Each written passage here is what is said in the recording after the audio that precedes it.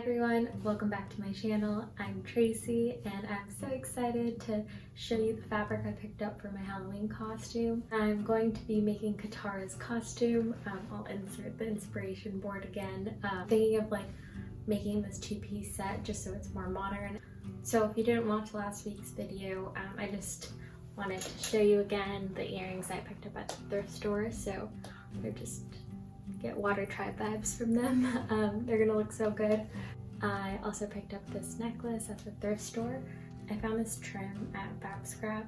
It's like a stretch satin and it's gonna be perfect for the choker, so I'm thinking of doing something like this. So I'll just wear both necklaces and then you get it's close to a necklace. Like I said, I went to Fabscrap for my fabric for the costume, and they're an amazing nonprofit organization that saves dead stock fabric from the landfill. I usually like to just upcycle clothing and transform it. This costume is so specific, so I needed actual yardage, and Fabscrap is just a great resource, and they also have a store online. So I picked up this blue purple tone fabric. The color just reminded me of Katara and what she wears all the time, so I'll insert another photo. As you can see, she's usually in this color and white, but I wanted to change it up a bit just because I liked this fan art interpretation of her outfit, so I wanted to mix it with this UV, and this is a ribbed knit, so it's going to be very comfortable around the waist trim and around the top. And the blue fabric is a two-way stretch, and it's going to look great with the navy as the trim. I hope you enjoy this tutorial, and please don't forget to like, comment, and subscribe. Thank you. I start by taking my fabric, and you just need to start with a right angle, so make sure your selvage is on the right side. And then I go in about 12 inches on the top, and then I just figure out where I want the slit to be. So I went in 3 inches from the side seam, and then I pin my fabric. I pin the fabric, and then I let that edge just hang down so I get a cool cascade on the slit. Just measure out 3 times the waist, because that's about as much fabric as I need when I do the pleats. And then I just pin that to the other side seam, and then I just have all this extra fabric, so we're just going to do pleats, and then it'll all cinch to the waist measurement. You can also do this off the form. You don't need to do it on form since it's just pleats all the way across, if that makes sense. So you would just measure out 3 times your front waist and then just do pleats until you get back to your front waist measurement. I pleat the whole front waist towards the slit, and to make a pleat I place a finger on the fabric and then fold the fabric over it and then pin. That's just how I measure out to make sure my pleats are even, and I just repeat this until I reach the other side seam.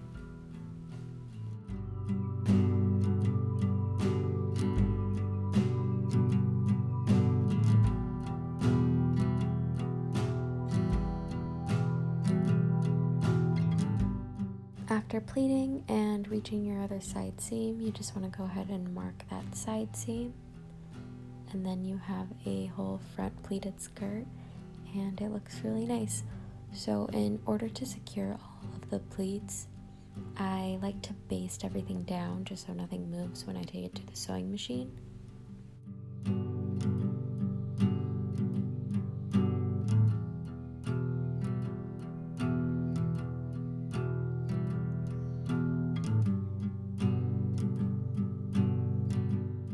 After basting it, I remove it from the form, and then I just make a line all the way down to whatever my desired length is. So I measure 39 inches to get my length, and then I just cut away, and then I was working with 3 yards of fabric, so I honestly should have just cut a whole rectangle from the beginning. So for the back, I did it correctly. I actually just started with a 39-inch long rectangle, and then I pleated the back, and I just pleated towards the slit and repeated the same steps as I did for the front piece.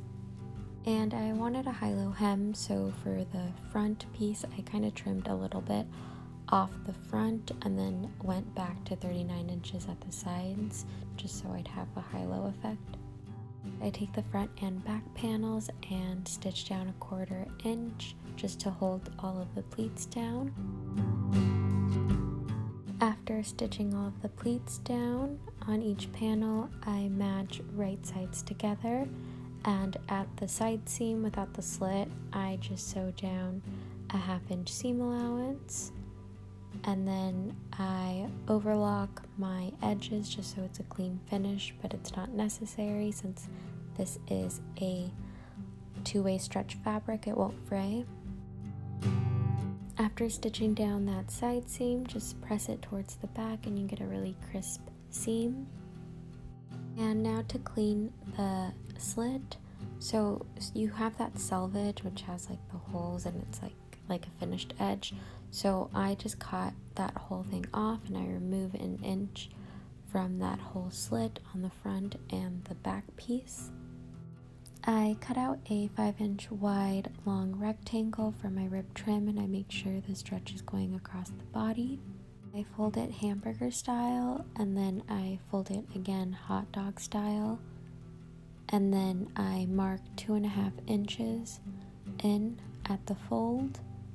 Make a diagonal line connecting that corner and that mark, and you want to open that back up and then repeat to the other corner, and you're just going to stitch down a triangle.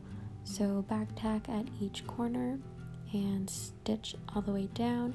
When you reach that point, you want to lift your presser foot up and just pivot and stitch down.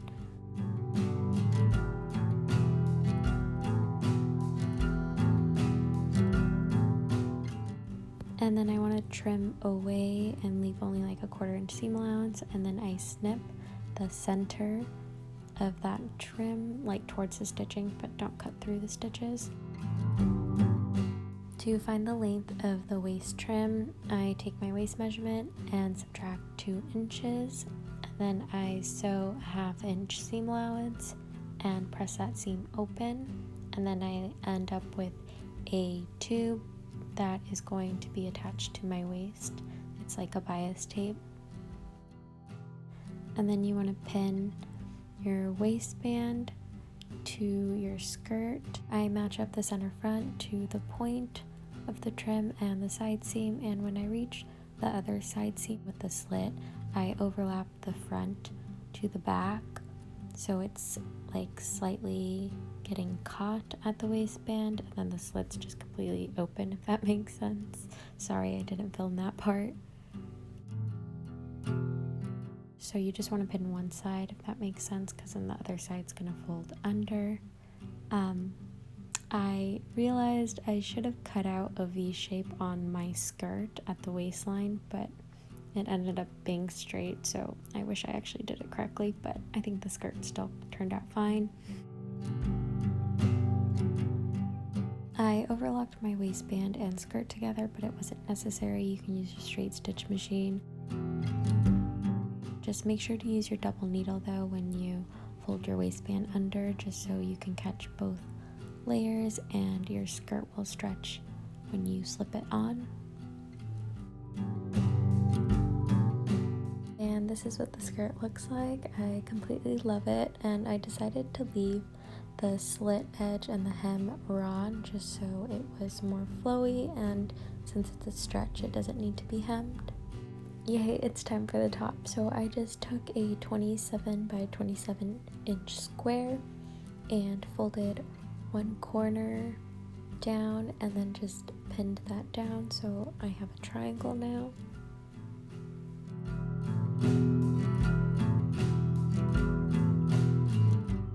From the fold, I drop down 6 inches and mark a straight line, and then I go out about 1 inch on each side at the fold and then connect it to that 6-inch mark, just so I have like this triangle that's cut out of the top so I can figure out my neck later.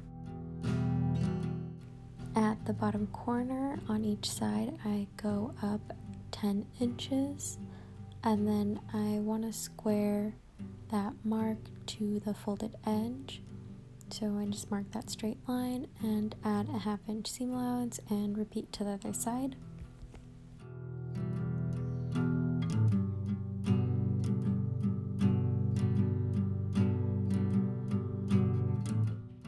I pin everything in place and then just cut it out.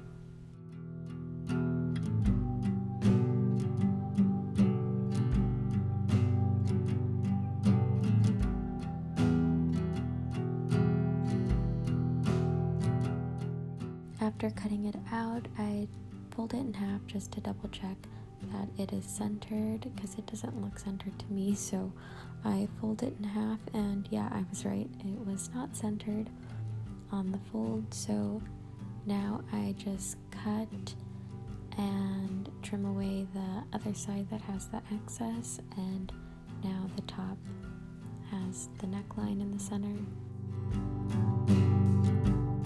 And since I need a V shape at the neckline, I go out about 2 more inches at the top fold and then just make a straight line to that center fold.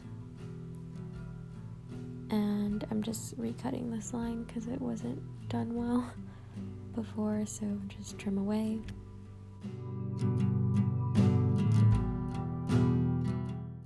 From the center front fold, I go up about 4 inches and mark, and then I want to connect that side corner and just do a diagonal line. And I kind of want to curve this line slightly, so at like the middle of that line I drop a 1/2 inch, and then I just use my curved ruler and then connect one end to the other, and then you want to add a 1/2 inch seam allowance.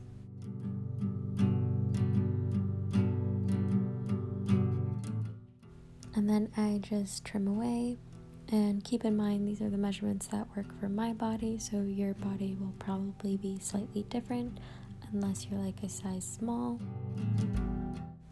And after you trimmed away the excess, you want to open it back up. And visually I noticed I wanted to just open up the neck a bit more, so I took a 1/2 inch off and then connected it to that midpoint, cut away, and then just repeated it to the other side.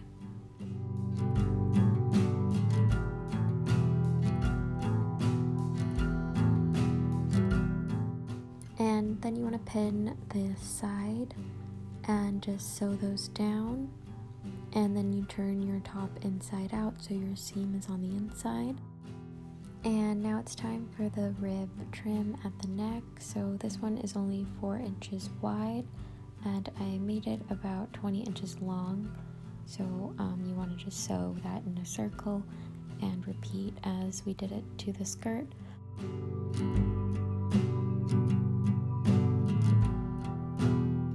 I wanted to make the top shorter just because I didn't take into account that the trim would make it longer.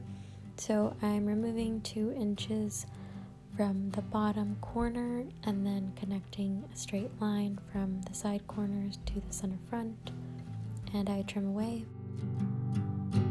I pin that edge down and I mark like 3/8 of an inch from the top corner, and you want to just make a little slash. It'll just be easier when you put on the trim. I take a trim and also make this one 4 inches wide just because the final trim measurement is 1.5 inches wide. So I take this one was about 28 inches total, and I realized I sewed the trim wrong because the triangle is supposed to be inward, not outward, if that makes sense. I'll zoom in here, but your triangle goes the other way for the bottom, so the fold is at the bottom, not at the top, if that makes sense. I hope you understand. And then you just want to attach it. So now that the trim is sewn correctly, you want to just take right sides together, pin. So I'm just lining the center and the sides up. So I'm just pinning everything and then just gonna sew the fabric to the trim down first. So you're just stitching down one side of the trim to both layers of your fabric. I'm stitching a 1/2 inch away, and don't forget to back tack when you get to the edge of your fabric.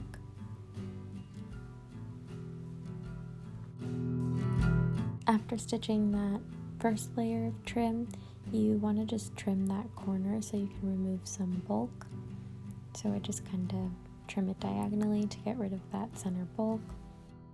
And now you want to fold your trim underneath. I went ahead and just overlocked my other side of the trim just so I wouldn't have extra seam allowance and bulk. So I trimmed like a 1/2 inch away from the other side. So you want to fold your seam allowance down and fold the back piece over it, as you can see, and make sure you can't see your overlocked seam or edge on the outside of the front, if that makes sense. And then I just take the double needle and just stitch all the way around. I was too lazy to wind another spool of navy thread, so that's why you see one like top stitch in the light blue thread, but I thought it looked good to have contrast stitch. And this is the final costume. I'm completely obsessed with this Katara fan art, and I love my interpretation of it. So please come back for part 2. I will show you guys how to make her choker and her cuffs. I will also be showing you how I make Aang's costume, so I really can't wait to make that and show you guys some final images and video footage of me and my boyfriend in complete Avatar: The Last Airbender cosplay. So I hope you guys enjoyed this tutorial, and please don't forget to like, comment, subscribe. Thank you.